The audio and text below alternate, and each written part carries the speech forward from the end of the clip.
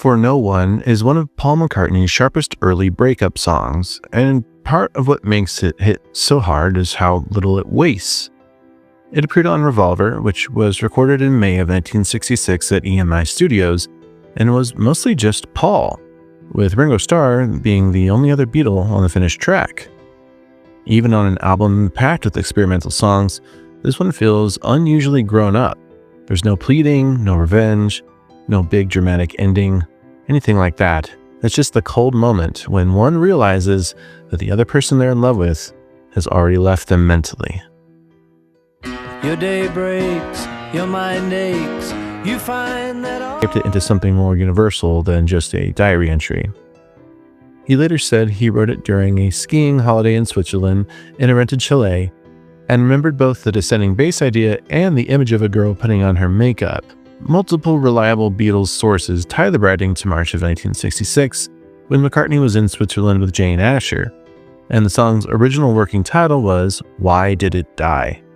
And that title alone tells you how personal the idea was, before he refined it into something cooler and more controlled. What I like about the song is it doesn't really sound like a young rock star showing off his heartbreak.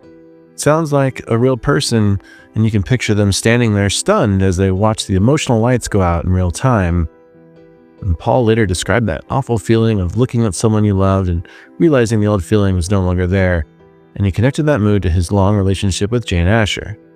So, while the song is built as a scene and a character sketch, the emotional engine behind it seems to have come from a real relationship under strain.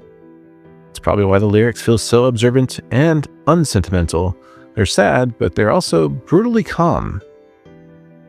And of course, the recording was full of small details that make the song stranger and richer than it first appears.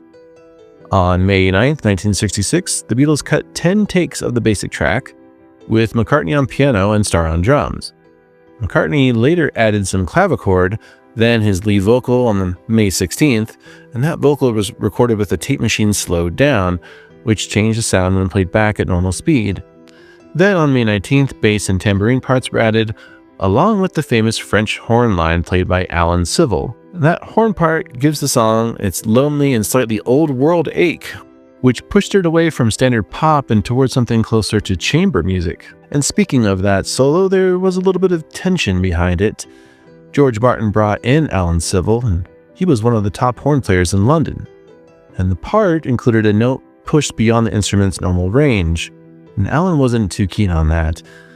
He also had to deal with the track sitting awkwardly between pitches, which made tuning harder than usual. In other words, one of the prettiest passages on Revolver came out of a mildly nerve-wracking session. And that really is the story of it.